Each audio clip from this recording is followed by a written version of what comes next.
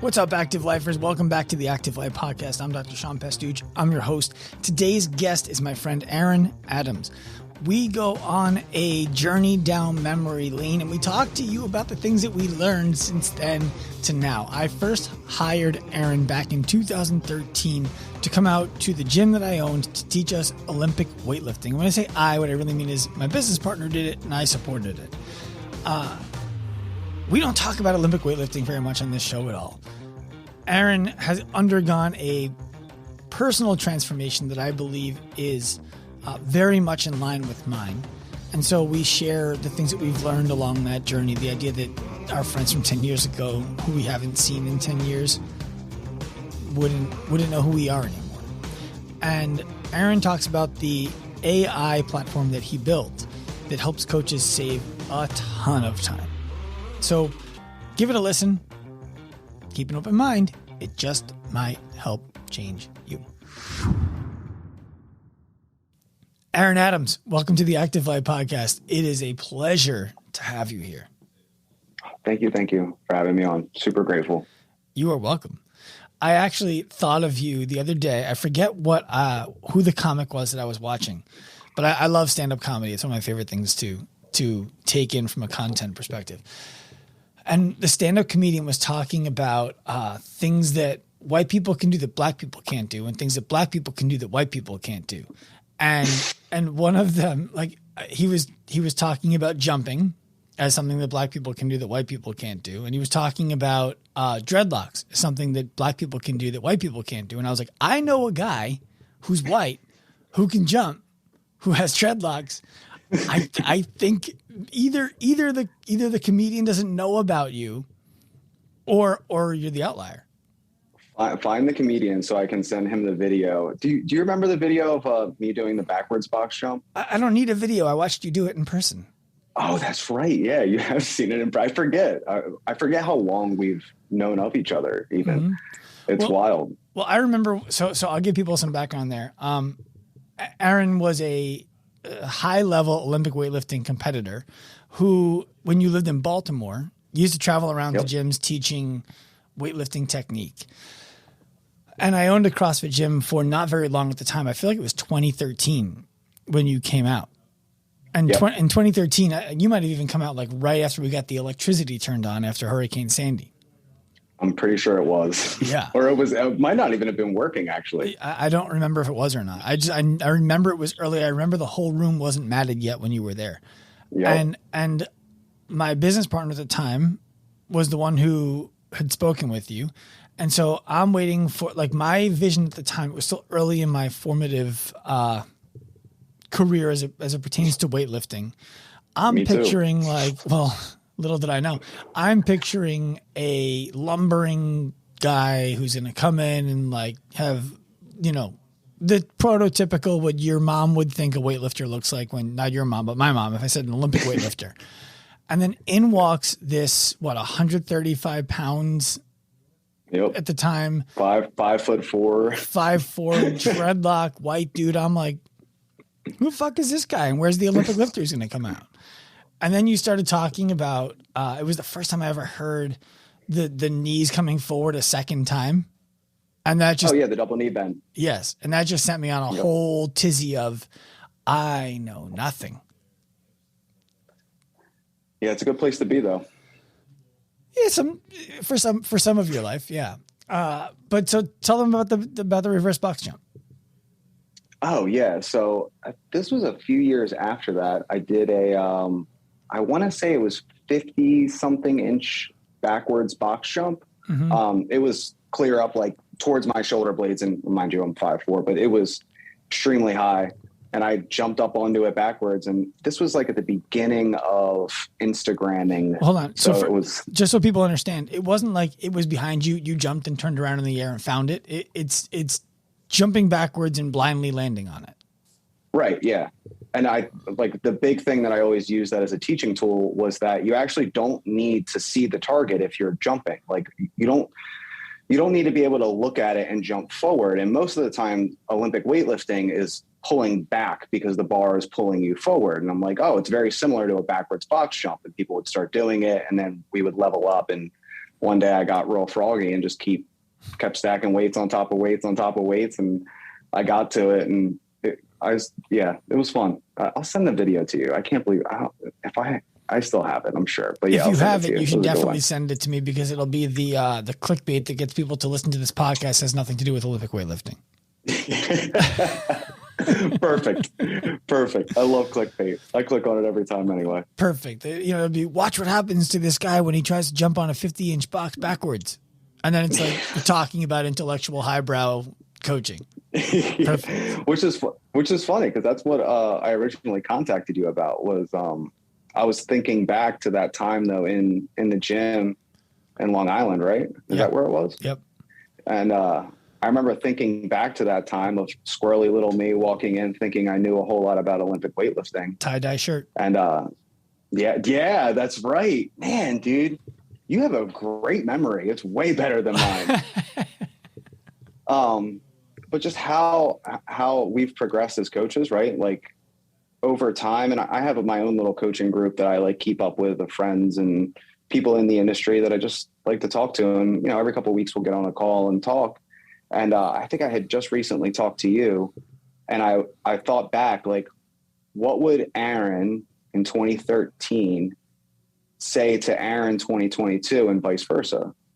Like, how would those two interact with each other? Like, would one say like, oh, you're an idiot and you have no idea what you're doing?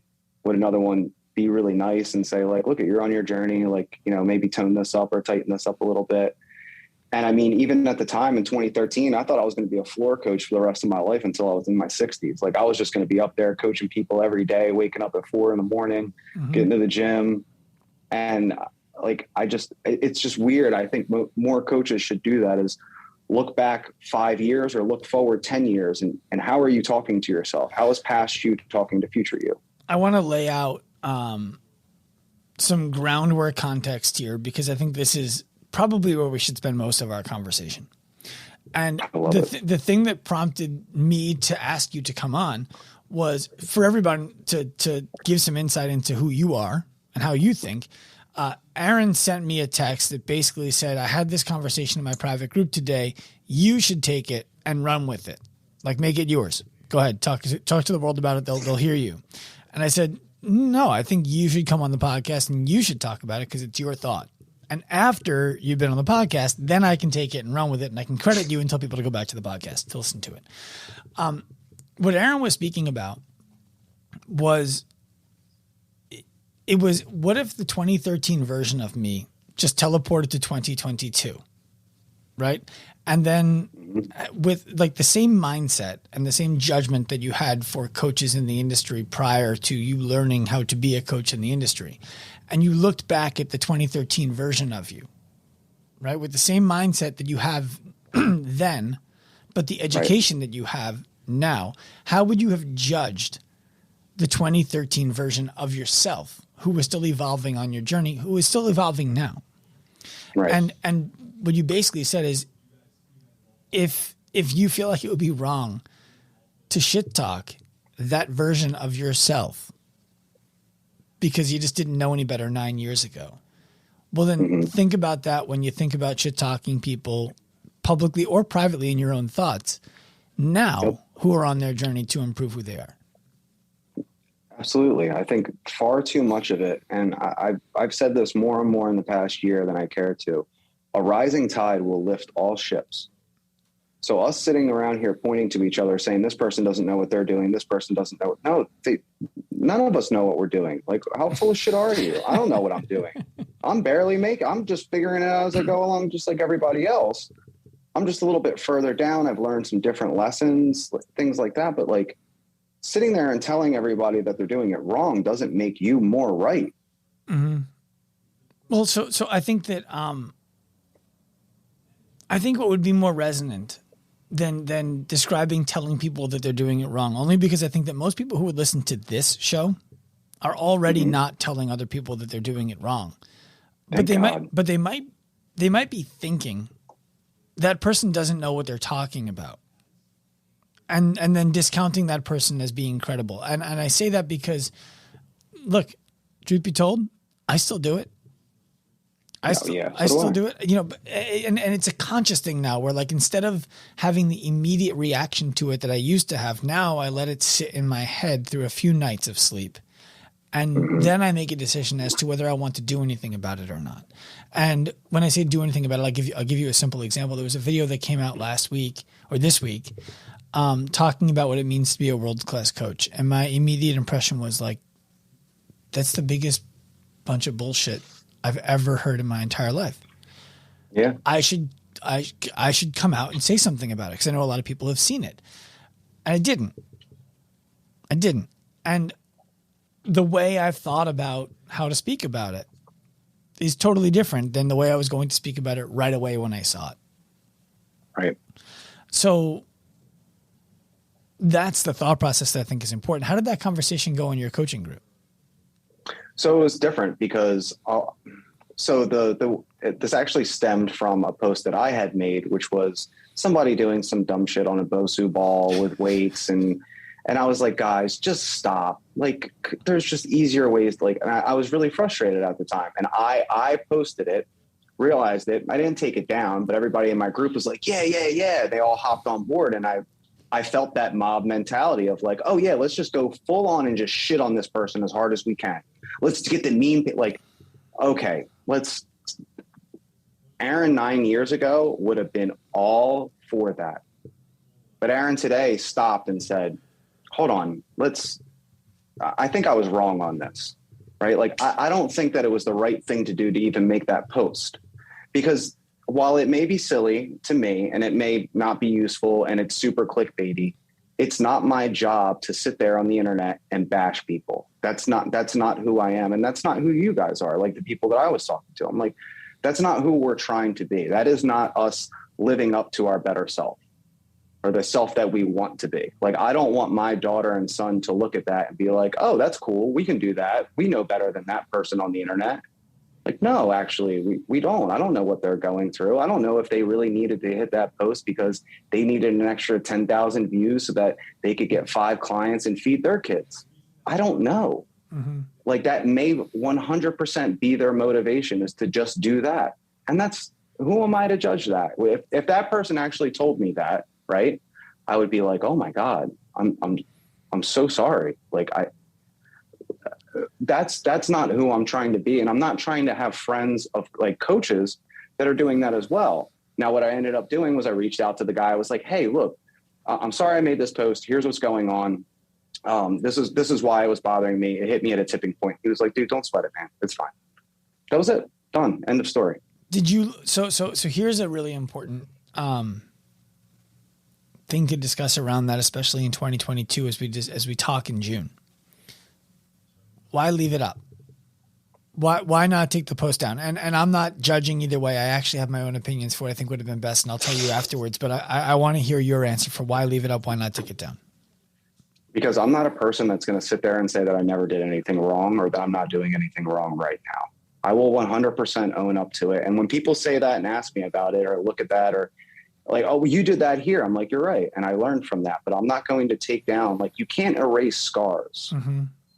Like, you can't, like there's, you can get pretty close, but you can't just get rid of them. They're there for a reason. So that, I think we're really well aligned on that, which is cool.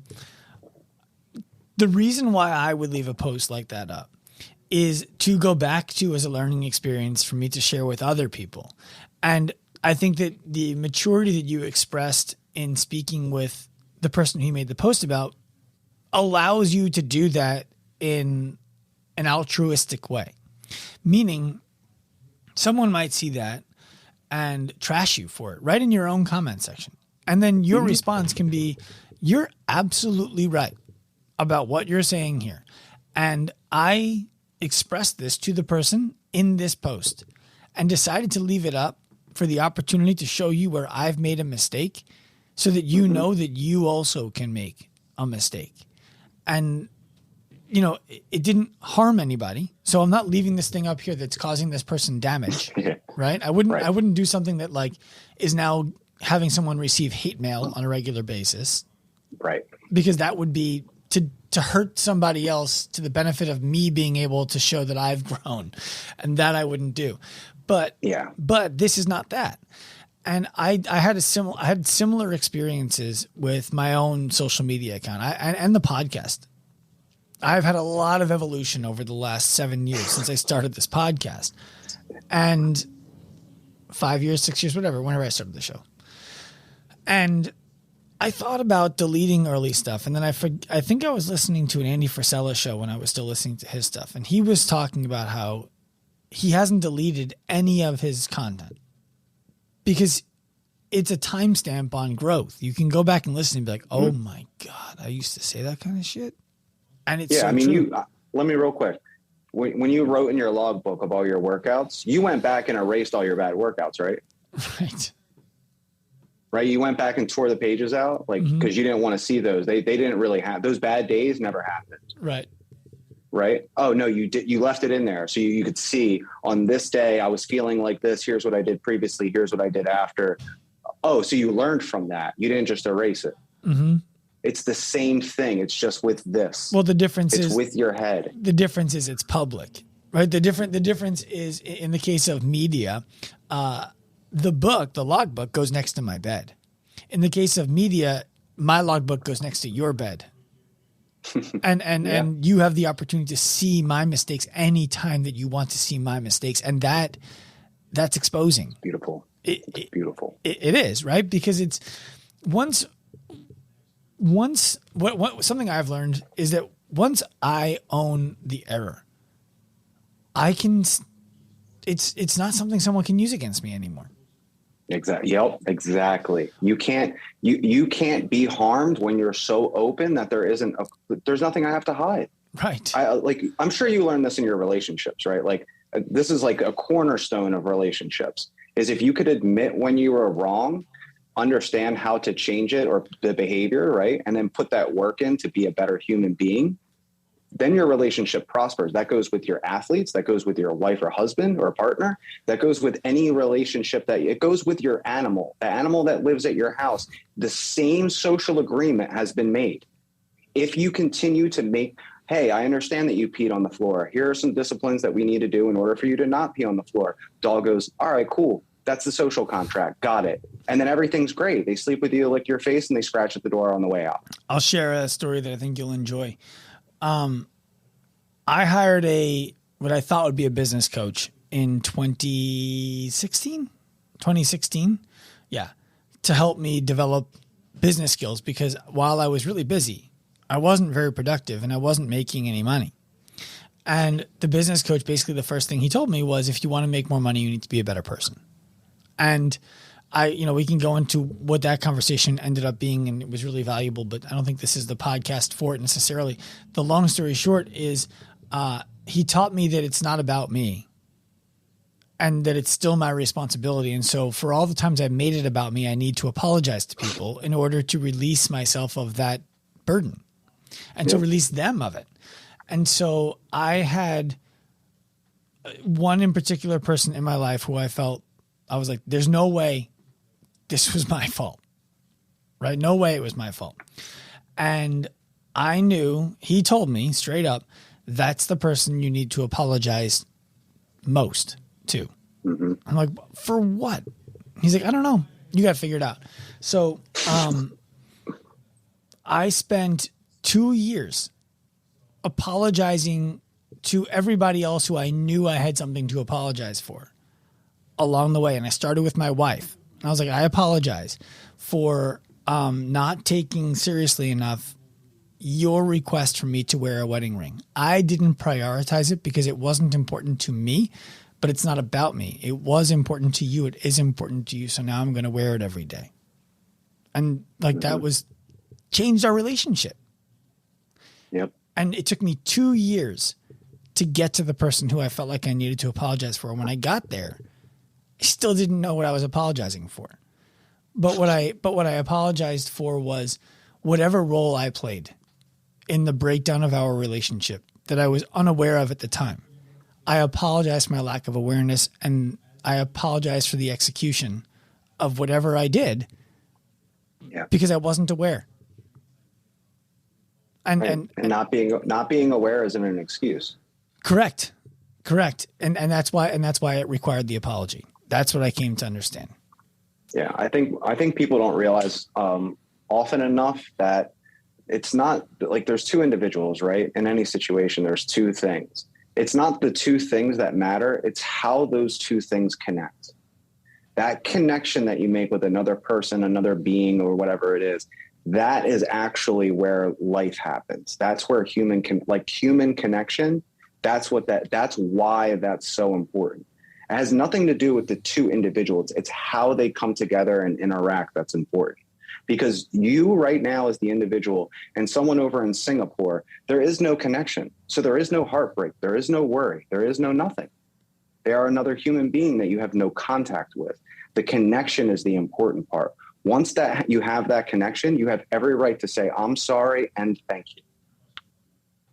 Expand on the two biggest things that I think people should say more often is I'm sorry. Let me ask specifically.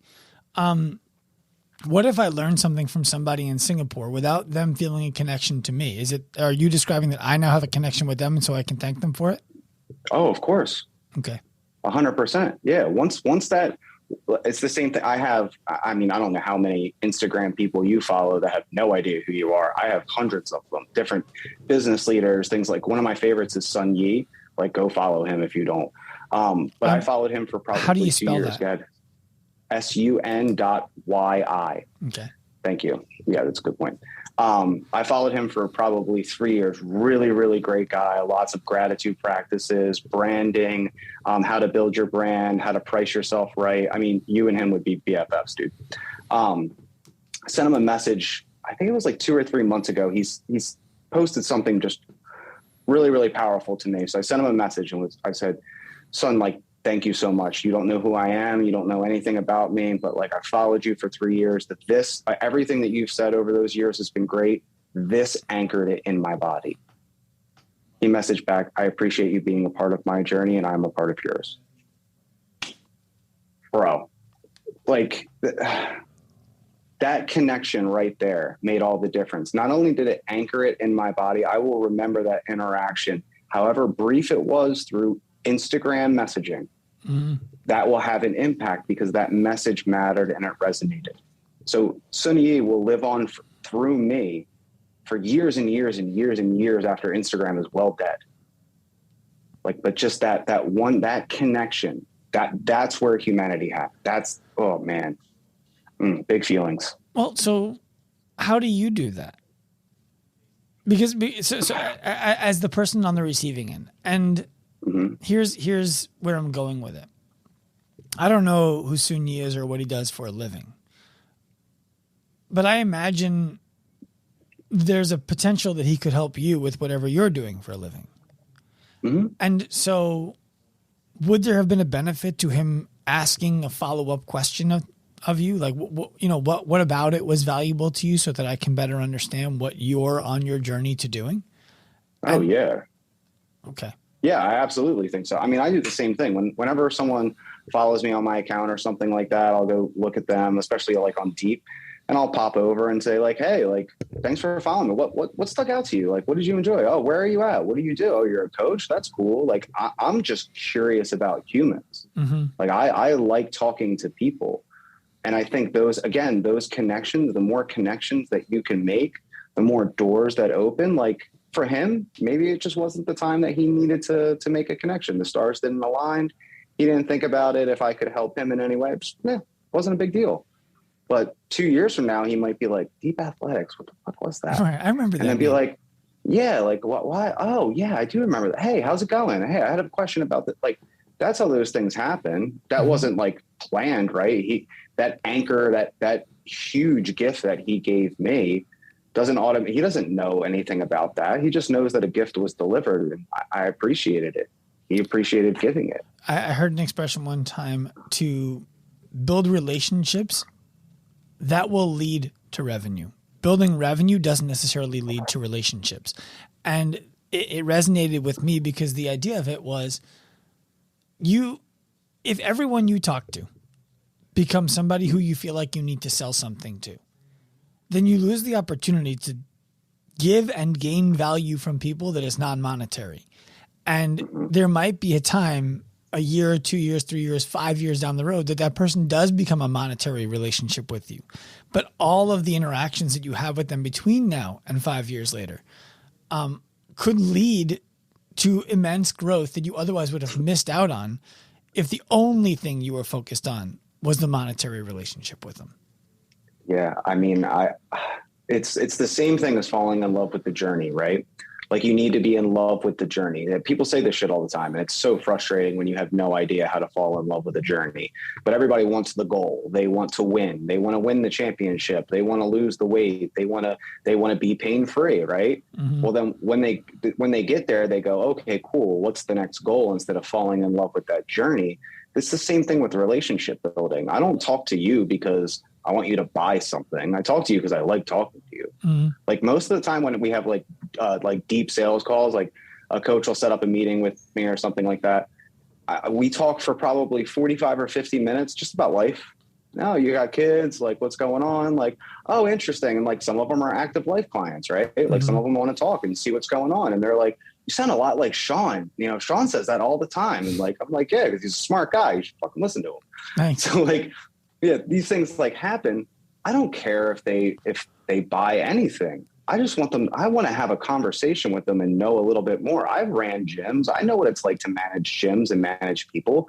It's very frustrating. What are you struggling with? Because that sucks. It sucks to think that you're the only one on this boat. And it's like, dude, you're not. I know I got to do ads. And like, hold on, slow down. Like, let's like, what's the main pain? Like, where are you struggling right now? Like, oh, you probably need to meditate and just relax a little bit. It's okay. It'll all happen. Like, but none of it's talking about algorithm and AI program. Like, no one cares about that. I care about the person. And ultimately, right? That's who you want to help anyway. Mm-hmm. You want to help the person. Where did your shift come in? And I asked that to get to you described Aaron of 2013, who probably would have passed judgment on Aaron of 2013 with the knowledge that you have in 2022, which means that there was a moment in time or a series of moments that led up to you deciding passing judgment is no longer a valuable thing for me to do. What caused that shift? Oh man. Right. It's never one thing. There's usually one moment where it kind of clicks, but it's always like a building up. And I think you've gone through this as well.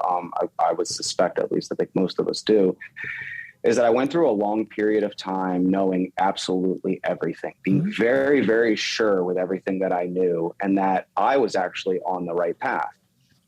And I was in, oh God, where was I? I was in an acupuncture clinic because I'm also a licensed acupuncturist as well. So I was in an acupuncture clinic with a friend of mine, and she told me a story. This might be weird, but she told me a story about a bunch of monks. Okay. And all of these monks know the way to the top of the mountain. And if you get to the top of the mountain, you achieve enlightenment, right? Now, not everybody can go each monk's way, right? So like, you can't go on monk A's way because it's too difficult, and monk B's way is too slow, like right all the way down the line. So not only do you need to have to find the right monk, you have to find the right monk on the right path. The only person who doesn't actually get to the top of the mountain is the monk that goes around the bottom, constantly saying that you're going the wrong way. I was the person on the bottom of the mountain telling everybody they were doing it wrong. I knew too much for my own good. I was a fucking idiot. I knew nothing. And that's why I said sometimes it's really nice to get broken down. And I did it on my own to be like, I actually don't know anything. Hit me with that punchline one more time. The only monk who never made it to the top of the mountain was the one who went around the base telling everybody else they were doing it wrong. Got it. That's so good. And so you heard that. And you were like, damn, I'm the monk at the back. Like you associated right away? The conversation wasn't even with me. I overheard the metaphor. Okay. And I was like, fuck, that's me. I'm just telling everybody they're doing it wrong, and I don't even know how to get up there. Isn't it interesting that you were able to tie those 2 points together so quickly? I think meaning that the monk at the base was you, even though the conversation wasn't about you. I believe that speaks to something that is very deep in all of us, which is an understanding fundamentally of where we're erring. And when we don't have clarity as to how to stop doing it, I believe the human condition is to hide it until we have a way out. And I know I'm speaking from my personal experience and I'm projecting onto everybody else, but I haven't met anybody yet who, when I've asked them about that, has been like, no, I was always wide open to the reality that I might not know what I'm talking about. You know, it's wild. And I think you good. I knew it, you know it. I think most people do know it. I think that is part of the human condition, right? Is to be afraid of being wrong, because we're taught from a very young age that if you are wrong, like that's bad. I mean, maybe, right? Like there was another, it's a Chinese parable about, you guys can look this up on your own and everything, but it's basically like this guy just keeps saying maybe, like, oh, this is so good. He's like, maybe. Oh, this is so bad. Maybe. He's just very open to that. If you're in that open space, you don't ever get stuck in, I know everything. Cause you're like, I don't know if I know this, like maybe, like, here's my idea. Does anybody else have any information to the contrary? No. Can anybody, like, isn't it amazing? You do this on posts all the time. Oh yeah. All the time. And I get love and hate for it, and I'm cool with it. I find it so interesting. This is another thing that totally an aside, and then I want to come back to the conversation. All of these like ancient Chinese wisdom, there's so much of it. Ancient Chinese wisdom that's like metaphorical for today. And all of that wisdom together ended up with nets around buildings to make sure people don't jump to their own death because their work conditions are terrible. It's wild to me that like all of the thought can be there, and then the way that it's used has all of the impact in the end. Yeah, how you package something is very, very important, because if I take off the first part of your sentence and the last part of your sentence, I can make that middle part sound any way I want. And yes. that's just propaganda, but anybody can do that. It's not difficult. It's very effective. But again, you lose sight of the forest. So something that I think is really, that I've gone through that I find interesting for myself, and I'm curious if you do, and I imagine you have, is I have some friends who I was really close friends with, let's say 10 years ago. Okay. You already know where I'm going with it. Yep. I haven't talked to them in years, either because they went on a path that I wasn't going on, whatever, for whatever reason, right? Not all totally reasonable human things. If we re-met today, they would expect me to be somebody totally different than who I am. And I would understand why that's what they would expect, but that's not who I am anymore. It's who I was. It's what I knew. It's, you know, what I believed was important at the time, but my beliefs have shifted, and I don't even know how to have conversations with those people oftentimes when we get back together. Right. Cause they're operating from the paradigm of you 10 years ago. This happens to me a lot now, especially in weightlifting circles. So some weightlifting coaches and stuff that were more West Coast based might not have seen me since I was 13, 14. So they remember super cocky, arrogant, like I'm literally the only man on the planet. All of you other people are just boys, like that Aaron.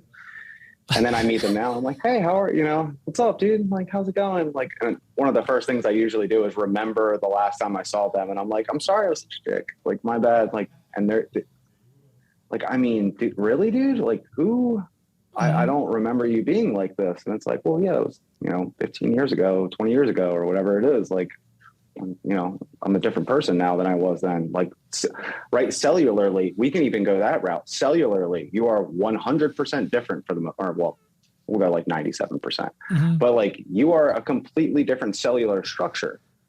Like you're different, right? Like you're just not the same human being, which is good. Like I can't imagine being the same person I was 10 years ago or meeting someone who is. And you have friends like this. I have friends like this. They are the same person they were 10 years ago. And you look sometimes and you just think, right, like no judgment, but like, okay, I hope that they are happy and that they're on the path that they need to be on. but it's weird to see. It's awkward sometimes, often. One of the most valuable things that I ever learned is what I talked about before. It's not about you, and it's always your responsibility. And it took me a long time to understand what that meant. Like, what do you mean it's not about me? Like, if I'm and I mean this in like the most pragmatic way. If I'm doing it, how is it not about me? If I'm trying to gain something, how is that not about me? And it wasn't until I understood you don't gain anything if all of the gain involved is for you. You don't keep it, right? Because rising tide. Yes, yes. So how do you? I mean, how? Let's get into the idea first and foremost. You just accepted a job working at LSU doing what? I'm the human performance lab coordinator. Perfect. So do you meet with the students? Yeah. Okay. Yeah, I teach a couple classes. So when you're meeting with the students, there's a level of like, actually, that guy doing better on his test doesn't help me do better on my test. And you're talking about 18 to 22-year-old kids. Yep. How does that metaphor, the rising tide lifts all ships, if it's true there, it's true in a lot of other places that people don't believe it could be. So how is it true there? So a lot of times what I explain to them is like leveraging their strengths. I was always a really good test taker. I was great at tests, right? I was really good. I wouldn't need to study. I'd get like 90s, 80s, things like that. When it would come to group project time, I realized that my attention to detail is trash. I can get it 90% of the way there, super good. The last 10% where it needs to be like pretty with glitter, not my deal. However, Jessica, true story, Jessica was super, super artsy, could get it all done, couldn't do super well on tests. So what I realized in that moment was like, oh, collaborative. Like you do this part, I'll do this part. Everybody learns a little bit. We all succeed. School isn't set up that way all the time. So what I try to do and what I try to explain to them is that everybody has their strengths. What you need to start learning how to do, because outside, like in the outside world, people leverage other people for benefits, right? You're really good at this. I'm really good at this. Let's team up. This is how gyms start all the time. Oh, you're going to do the back end stuff? All right, cool. I'll coach class all day. Awesome. Like, you got the money? Cool. You want to work out all the time? I know how to do this. Awesome. You're leveraging those strengths. Even though we can get into that, how badly sometimes people leverage those, but that's how work in the real world happens, right? You're the same way. I'm really, really good at this. I'm horrible at all these things. How can I get people on my team to help me with those things? That's how real life happens. So when I talk to them, I try not to like worry, like, listen, just because Jane over here is super good at test taking has nothing to do with you. It's okay. Maybe what we should do is talk to Jane. What are your test strategies? Like, how do you do this? Is there any way that we can like work together and collaborate so that I can be a little bit better? Like, and it's just communication of being like, hey, I'm really bad at this. Is anybody else really good at it? And that's that humbleness. That's that openness. That's that I don't know anythingness, right? That's where people start to thrive, is when you can ask for help. What I find most interesting about a school environment is I think that we put too much emphasis on the wrong thing. We put emphasis on the grade. And when I say we, I mean societally. You know, you're looking to get a job at a GPA. Right? And so when instead, what I think would be super cool is if when you graduated school, you were evaluated in the things that you love to do and that you do well that led to the way that thing ended. So for example, Jessica wasn't good at tests. That doesn't mean that Jessica didn't have the information in her head necessary to be good at tests. Oh, yeah. But the energy that it would have required for her to get ready for the test would be stressful, would suck her away from all the other things that she is great at. And wouldn't it be great if instead of graduating school with a GPA that was predicated on how you did on tests and projects, you graduated school with an assessment of the things that you love to do, are great at, don't like to do, are still great at, things that you don't like to do and are bad at, and things that you like to do and are bad at. skills acquired, right? I completely agree with you. That would be such a cool thing. Because now what happens is we don't tell Jessica you don't have to take tests. We tell Jessica in life, you're going to be in situations where you have to do something that you don't like to do and that you're not good at. So what's necessary is that we build strategies so that you are not so detrimentally bad at it that it inhibits you from doing the things you're great at. Right. And then we're going to spend a bunch of time making sure that you're able to help other people at the things that you're great at by making you even better at them. Yeah. And again, that's that collaborative process that I keep talking about the two people. It's the connection between the two. Mm-hmm. It is not this, you are not on a fucking island. I'm sick and tired of people like talking, and I'm getting fired up. Sorry. Mm-hmm. It upsets me sometimes when people Stop. Let's appreciate what just happened. We just got to watch Aaron Adams in real time go from fight or flight to calm. Rest and digest. Yes, yeah. That was great. Now continue. Yeah. I would kind of lost my train of thought, but that's okay. It upsets me sometimes. You were talking about an island and then you said it upsets you sometimes when. Yeah, it upsets me. It causes me great distress occasionally when people will sit there and say, like, I can just do it all myself. And they want to be this martyr because society has taught us that we can do it all alone. And that if we sacrifice ourselves enough, eventually it will work or we will die. That's depressing.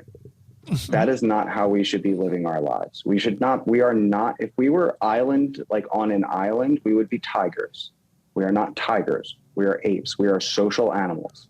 We are more akin to ants. We rely on each other so much, and we don't even like I live on an island. How'd you get gas?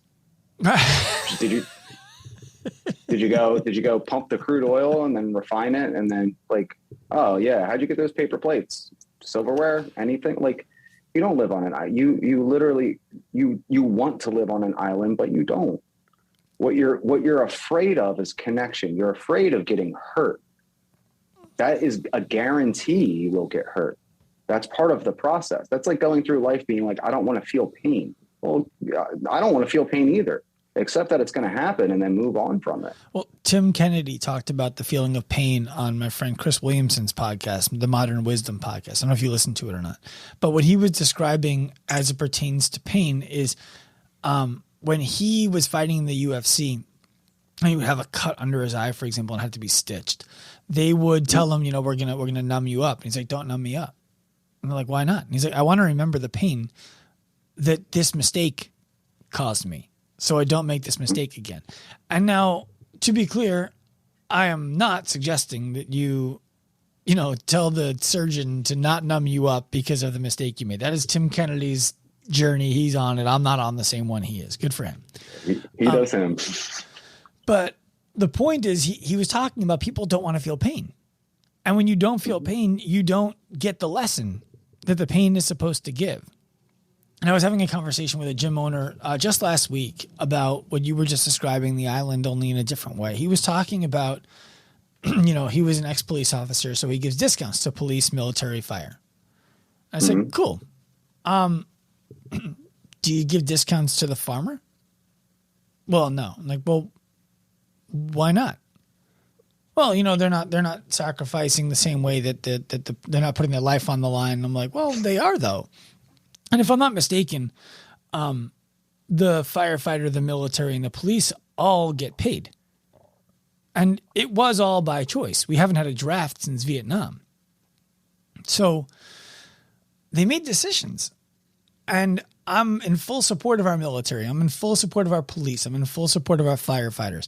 I'm also in full support of our farmers. I'm also in full support of our teachers, of our ranchers, of our doctors, of our lawyers. Because no matter who we describe, society falls without them.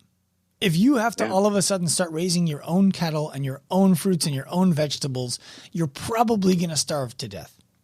Yeah, I tried. It's extremely, extremely difficult, and you need a lot. Like, we literally tried to do that. And then I realized very, very quickly how much I appreciate everyone. And that's why, like, one of the things that I love that you brought this up, because I agree with you. Like, if you're going to give a discount to one group, give it to everyone, and then just call that the price, Right. because that's what it is. Yes. You're paying for a service. Like when you go somewhere and buy a hot dog, it's you're not just paying for the hot dog. You're paying for the person to give you the hot dog and do it the way that you want it, and cook the hot dog and make sure that they have enough.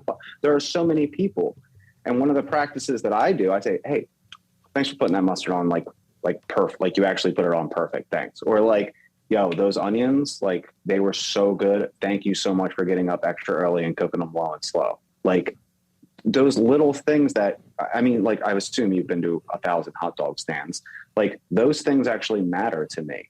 So when I get something good, or like I go to the store and I realize like the cashier's having a bad day. Hey, I see like you're going through something. I appreciate you showing up today because it matters to me. One of the greatest measures of this that I've seen is when you get your burrito wrapped at Chipotle. Have you been to a Chipotle? Yes, I have. I get joy out of it, and I probably shouldn't, but I do. When somebody is wrapping the burrito and they see everything pouring out the sides, and they look up to see, did he see that? And I'm just looking at them and I'm smiling, and then they look to the front of the line. They're like, need a new wrap, please. Yep. Because what you're describing is so true. It's like I believe that somebody with a lot of self-respect, some pride, character, integrity, they want to wrap it well. And Right. even the person who is lacking those things wants to wrap it well. They just don't want to wrap it well as much as they want to feel the way that the person who wraps it well would feel on a day-to-day basis. Yeah. And so, you know, the reason I bring up the Chipotle thing is I used to get annoyed when they would just finish the job, and I'm like, I am going to be disgusting when I'm eating this thing, because I see the sauce dripping out the side. It's going to be all over my hands. And now I just make a habit of asking for a bowl that goes under the burrito no matter what, because if it falls apart, I'll just put it in there and I'll eat it. It's not changing my day.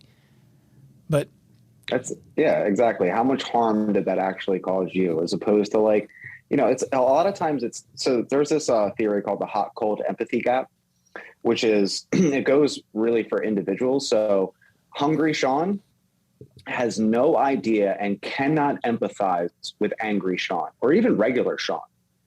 It cannot. You hungry is a completely different human being than you well rested. You tired they will not understand why you made such choices. Mm-hmm. So like, one of the things you can do is like write down like a very difficult question, right?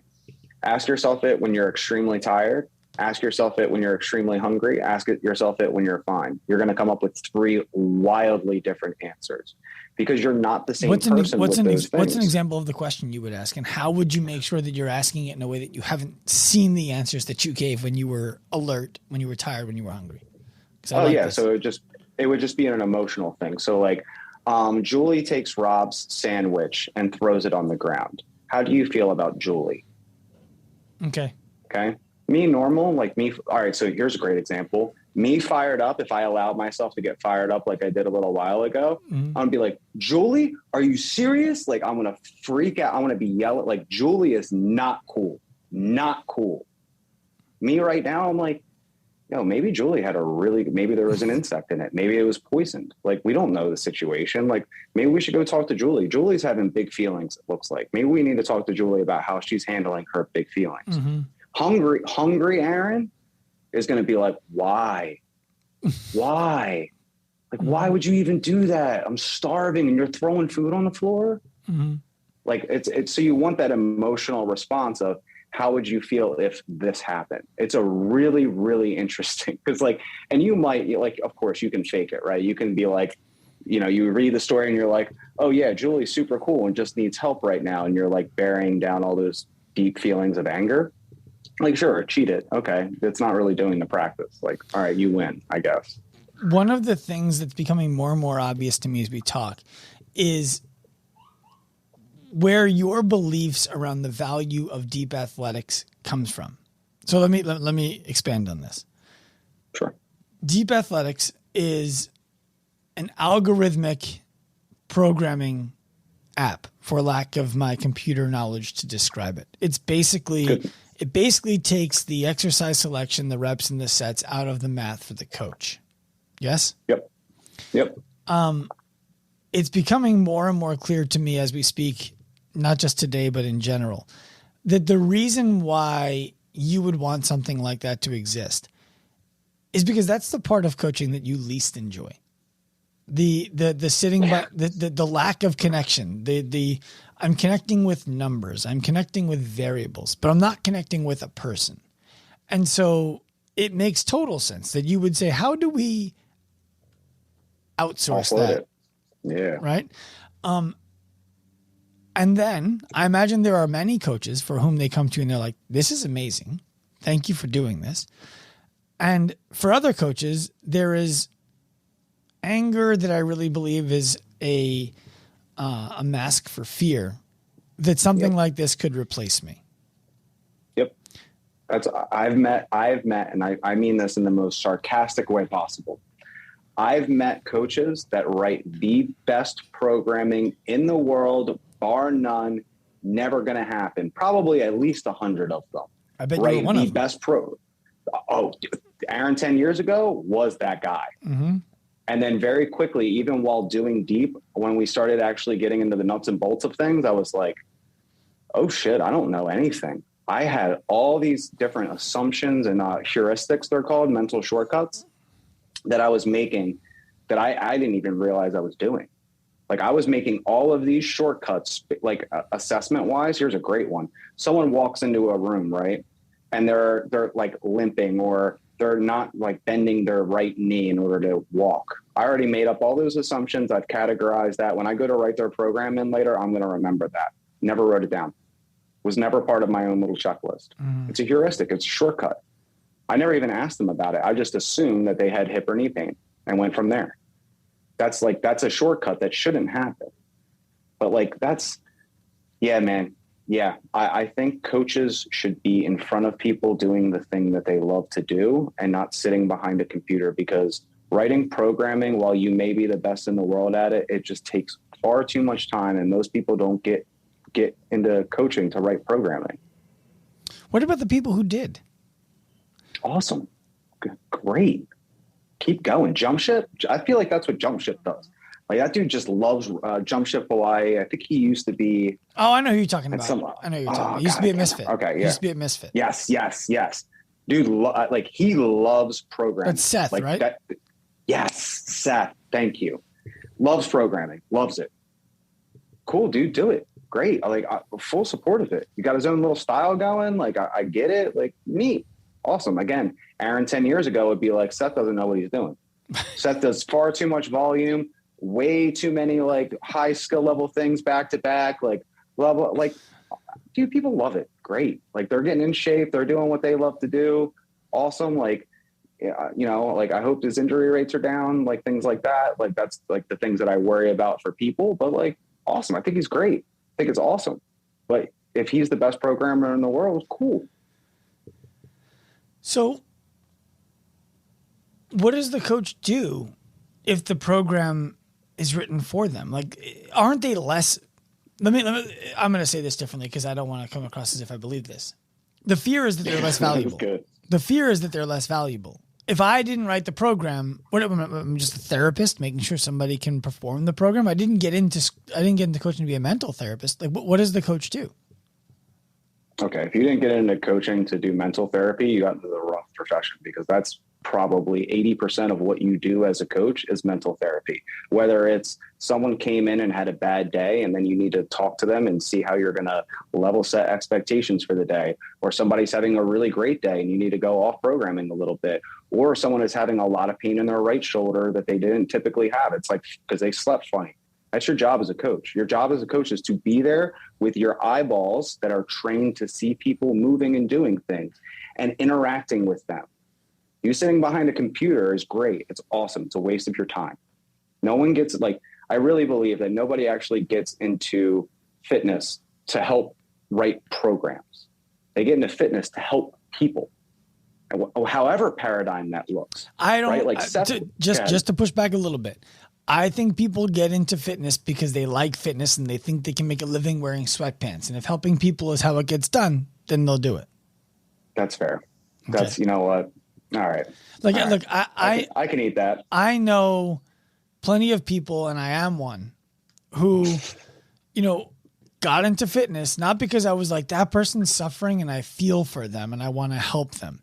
No, I got into it because I'm like, a suit is option A. Shorts and a t-shirt is option B. Fuck the suit. Yeah, let's go with B. Right. And then it became, it really wasn't until I learned how to empathize. I thought empathy was just this thing that we all have. I didn't even have it. I didn't know how to execute on it until like 2017. Yeah, legitimately. I mean, I remember watching a YouTube video of you from like 2015 or 16. I watched it not too long ago. I was like, oh my God, he's such an asshole. It was just like, and it wasn't, you weren't an asshole. Like you're, you know, but just that vibe of like, nah, you know, like I don't have any empathy. Like these people just need to do this. And like, I was that same person. I'm so glad that you've changed. You know what? There was a guy who recently made a post, and it got sent to me. He basically like trashed us in a post, but didn't tag us. And I was like, boy, this is fucking weird. So I messaged him. I'm like, hey, I shared the post with him. I'm like, I saw this and I noticed that you must have had a bad experience with us. When did you work with us? Because I went and looked and I can't find you anywhere. Did you buy a template? Did you work with a staff member one-on-one? Like, what was the relationship? Back in 2014, I didn't work with you. I worked with your partner. And he had me do something that made my back hurt worse. And I was like, okay. And in my head, I'm like, what I wanted to write was, and you waited 8 years to complain publicly online that we trashed your back? 8 years. But instead I wrote, hey man, I'm really sorry that you had that experience with us. 8 years ago, we were just figuring out everything about what and how we do it. And if it's any consolation to you, it's likely that your experience made us a better company. And I'm sorry you had that experience, but I'm glad you're doing better now. And he was like, yeah, thanks. I appreciate that. But all of that to say, 8 years ago, I would be like, fuck you. You did it wrong. You didn't like, not my fault. What are you talking about? And I, this coach I worked with, this mentor I worked with, when he said, you got to become a better person, right? One of the things he was talking about was understanding how to treat people the way that they want to be treated. And I was like, I treat everybody exactly how I want to be treated. And he's like, no, treat them how they want to be treated. He's like, you're a psychopath. People don't want to be treated like a psychopath. And so you think you're doing good things for people. You think you're being kind to people, but in reality, you're pushing people away because they're not like you. And so they don't relate to you and you don't relate to them. Man, I hear that so much. I just think I already know it. Like what was going on in your brain at the time was I'm just being honest. I'm trying to help them. Yes. I'm not sugarcoating it. I'm just telling them in the bluntest way possible that their shit stinks and they need to get over it. Mm-hmm. And it's like, well, I like hearing that all the time. That's how I get coached, right? Like that works for me. Like, dude, that doesn't work for anybody else. Like me and you and like maybe 25 other people on this podcast listening. Like we're the only ones that are like, yeah, trash me. I don't care. Like that's what makes me better is beat me down so that I can like rebuild. Like you're right. Mm-hmm. But that's also what got us to this point to where we can open ourselves up with the empathy thing. It was the same thing, the example that you used with your wedding ring, right? Mm-hmm. It doesn't bother me. Like, why should it bother you? And then all of a sudden you're like, oh, because it bothers you. That's why it bothers me. Like, that's not cool either. Right. And then you start making those assumptions. And it's the same. Like, again, that's why all of these different things mirror coaching. Like, if anything is happening, if you realize that you're doing something in your relationship or outside of your job or even inside your job know that that is paralleled somewhere else. Dude. And that you need to take a really hard look at it. I recently had a conversation with one of our clients. He was doing something in a group call, and I wanted to call his attention to it. And after he acknowledged that he was doing this thing and that it wasn't beneficial for him or for the group or for anybody, I asked him to look for that in the rest of his life. I was like, you didn't do this thing here because you don't do it elsewhere. It doesn't look the same elsewhere. It's flippant behavior that allows you to put yourself before everybody else without realizing that in doing so, you are pulling away from everybody else. And he was like, that's 100% true. And it was like, it was cool because it's not something that, it was cool for a few reasons. Number one, I would have had to have heard that from the right person at the right time when I was in the phase of my career that this person happens to be in. And so I believe that helps me believe that I've become the right person who is there often enough that the right time pops up for other people. And that, to me, that's coaching. I was just going to say, it's amazing how you're just coaching like that. Well, and it's coaching mindset, a lot of it, right? Well, yeah, because it's someone shows up and the reps and the sets are on the page. Okay. But why are if they don't believe in you've been through workouts that you just got through. And you know that if you did the exact same workout with a more aggressive approach, it would have been a better workout. Well, whose job is it to help you bring the appropriate approach to the workout when you show up? And that would be the coach. And is that the easier job or is that the harder job than writing down the reps and the sets and the exercises that are typically going to be a linear progression? Right. Like that's the hardest one is like actually showing up on that day. Like you don't, all these different programs and stuff like that. Like it's the coach that's what it comes down to is the coach, the person that's there, that's with you on this journey. They are like, you are Frodo and they are your, what is Samwise? Like that's what they're supposed to be. They're there. You're like the client is carrying the burden. You are there to support them while they carry it in any way that you can. I'll tell you what, I actually have a theory. I don't think anybody buys programming. Even when if you go online and you buy programming from pick your favorite company, I think that what you are doing is you are putting a flag in the ground that says, I trust this person. Mm-hmm. And so if this programming is coming from them, I believe it's good. And so the question becomes, how do you start to create trust in the marketplace such that people buy your programming without realizing they're buying trust in you? And that doesn't come from writing the best program, yeah. All right. So here's a great analogy that I've come up with a couple of times. What is the greatest ice cream flavor?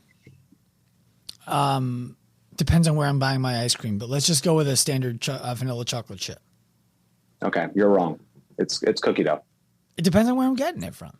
Right. So listen, the whole point is like Ben and Jerry's didn't think what's the best ice cream flavor. They don't make vanilla. They don't make chocolate. They said, what are the best ice cream flavors? Mm-hmm.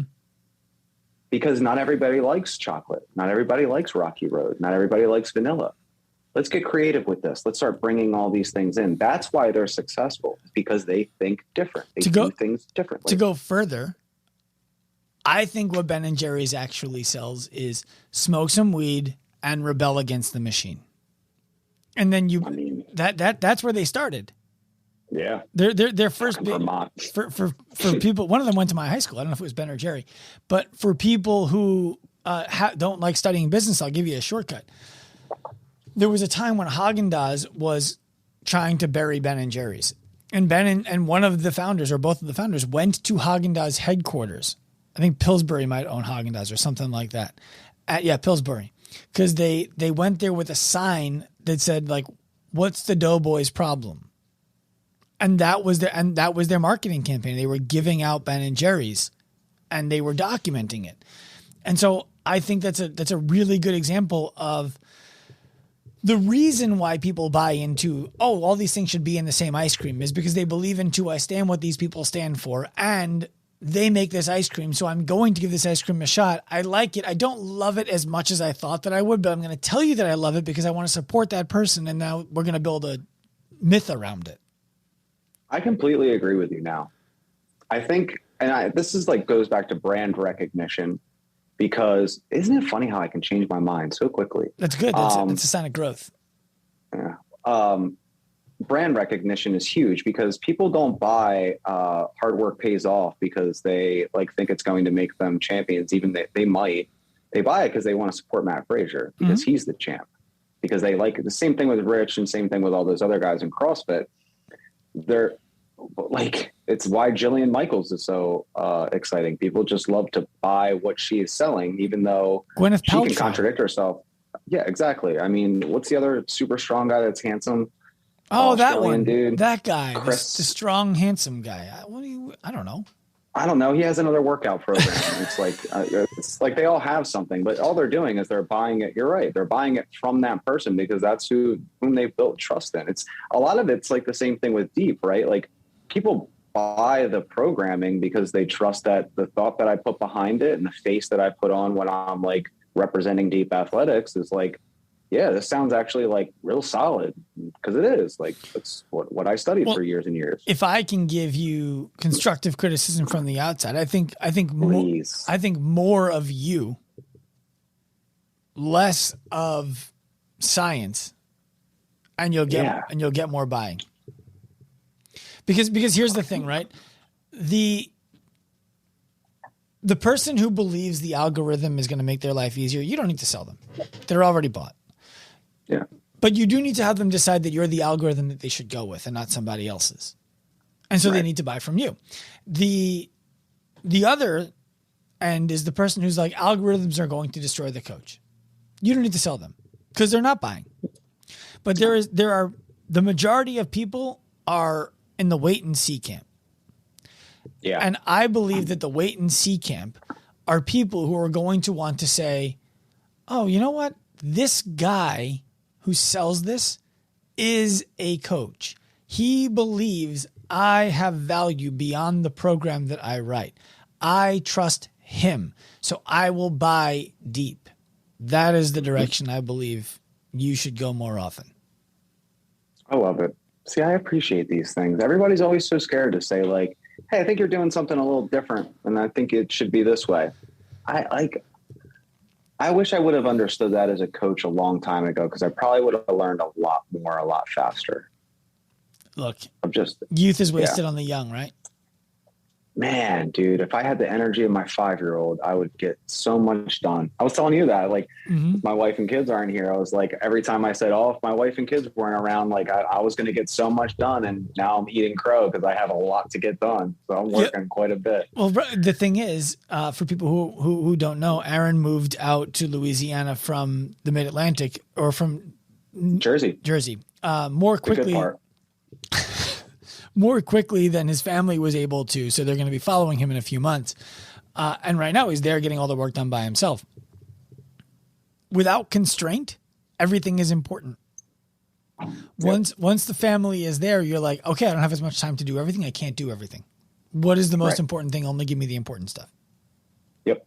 And that's it. And I think that's setting myself up with the way that I wish I would have done it in the past, which is having certain systems and protocols in place. Like gym owners, when I used to manage CrossFit gyms and micro gyms, this was a big thing, is having procedures set in place of this is what happens when this happens. This is what happens when this happens, and having everything kind of written down so that when the time comes that you're too stressed or you have a newborn or someone gets sick, you can step back and be like, hey, here's the manuals. Here's how you do this. Oh, we got 13 emails. Like, well, that should have already been through our automation process. We should already have all those leads in.